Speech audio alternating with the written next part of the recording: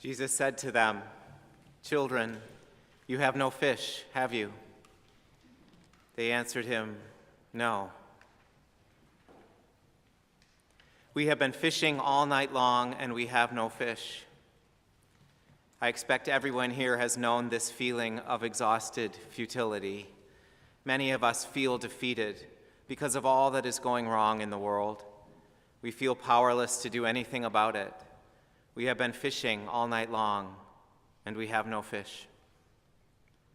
But we can feel like that for other reasons. Some of us are waiting for a diagnostic report about a health scare. Others of us have gotten the report back already, and the treatments have started, excruciating, enervating treatments.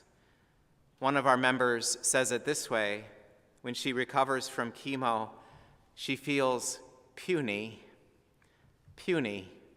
small, little, diminished. We have been fishing all night long, and we have no fish. Still others of us feel puny because we made a big mistake or just did the wrong thing. Occasionally, someone meets with me for confession and absolution. One person did this just last week, and the deep, wrenching feelings gush out. The pain pulses. Like Peter fishing through the night, ruminating on his denials, we feel sorry, but we also feel strung out. We have been fishing all night long, and we have no fish. But these terrible, vulnerable places in our lives are the precise places where the risen Jesus appears to us. He is strange, mysterious, even unnerving. He knows our inner selves, but he draws near to us with compassion in difficult moments of our lives. He draws near to us with mercy and grace, with healing and challenge. All of the resurrection stories confirm this. The risen stranger approaches his friends on the seashore precisely when they are lost in their gray, early morning despair. The risen challenger approaches Paul when Paul is a violent persecutor traveling to Damascus.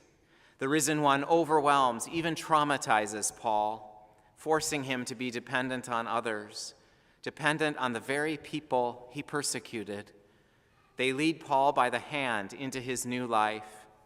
This dreadful encounter reveals Paul's desperate vulnerability, his dreadful weaknesses, his many mistakes. The appearance of the risen challenger is painful, even devastating. But Paul is transformed. He rises to a new life. The risen Jesus appears to many others who are lost, vulnerable, guilty, or grieving. He approaches Mary Magdalene, a faithful, savvy disciple to be sure, and the first to realize that she had seen the risen Lord. But he approaches Mary from her blind side.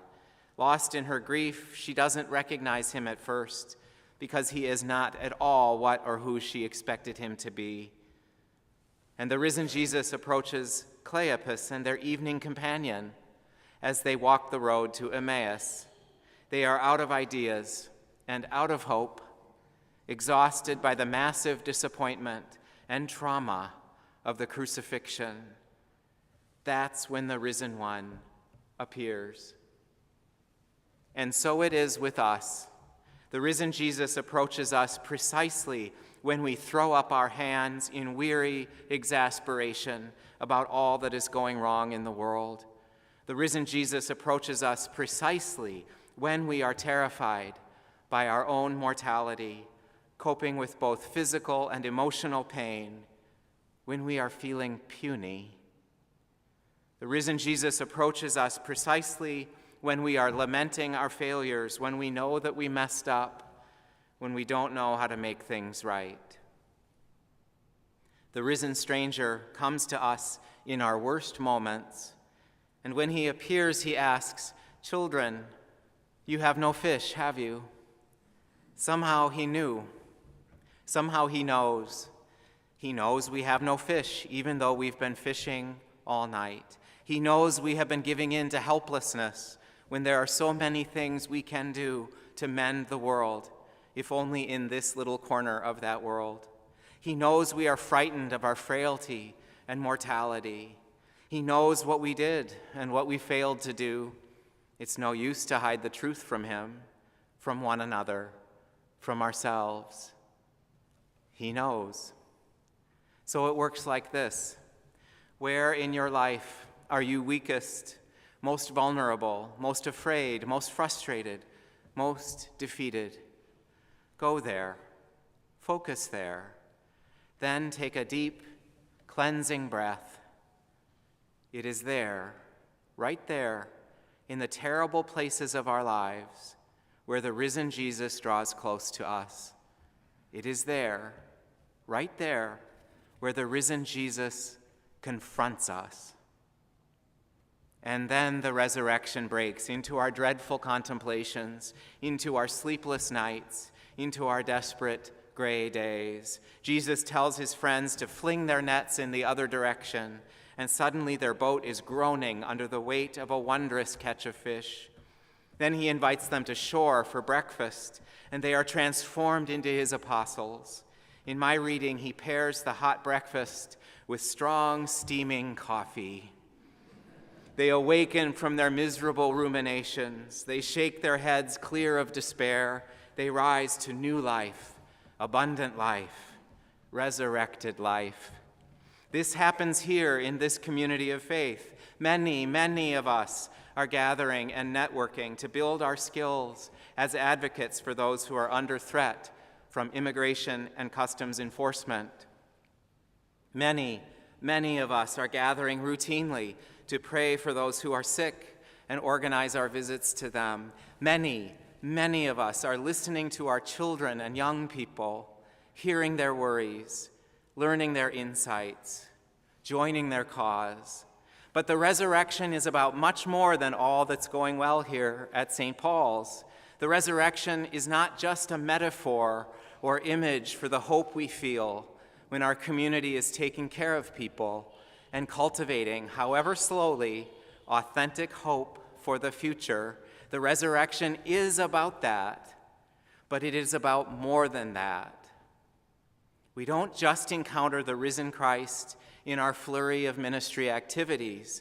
We encounter the risen Christ here at this table, in our prayers of thanksgiving at this table, in the breaking of bread at this table, in the drinking of the cup at this table. We just need to understand that idea, that truth, that good news more deeply. One of our great contemporary Anglican writers can help us. Rowan Williams, the former Archbishop of Canterbury, says that we meet the risen Christ here at this table when, and only when, we are what Williams calls a community that actively seeks to live in reconciliation. When we are a community that actively seeks to live in reconciliation, this Eucharistic table is our breakfast table by the seashore. This Eucharistic table is our crisis point on the way to Damascus. This Eucharistic table is our vision of Mary Magdalene's Rabboni in the graveyard garden. This Eucharistic table is our evening encounter with the risen Christ on Emmaus Road. But the good Archbishop says it better. Yes, the Eucharistic meal becomes for us an encounter with the risen Christ when we are a community that actively seeks to live in reconciliation. Yes, but this reconciliation is not merely a quick kiss and make up session after a quarrel. This reconciliation, the reconciliation we experience when we encounter the risen Christ, the reconciliation that reveals to us here in this Eucharistic meal, not only resurrection, but the risen one himself. This reconciliation is nothing less than this.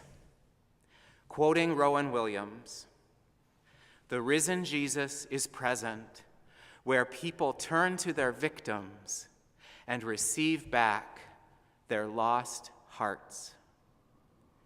The risen Jesus is present where people turn to their victims and receive back their lost hearts.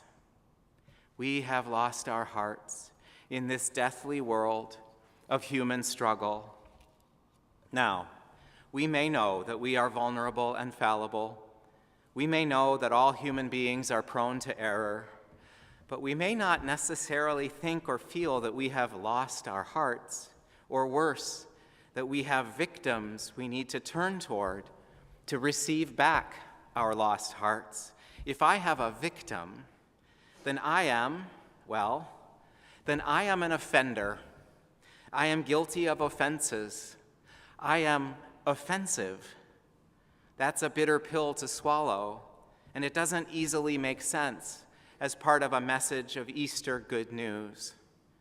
But let's face it, we do have victims. Each of us and all of us, we have taken what does not belong to us, including this very land we stand on and pray on. We enjoy privileges that most of the world can only dream of. You or I may be innocent of many things. I have not taken a life. I do not consciously steal. I habitually tell the truth. But we all have victims. So we come to this table to face our victims. We turn toward them with courage we can only receive from the risen Christ. And when we do this, then it is repaired. The wound is closed. The patient begins to recover.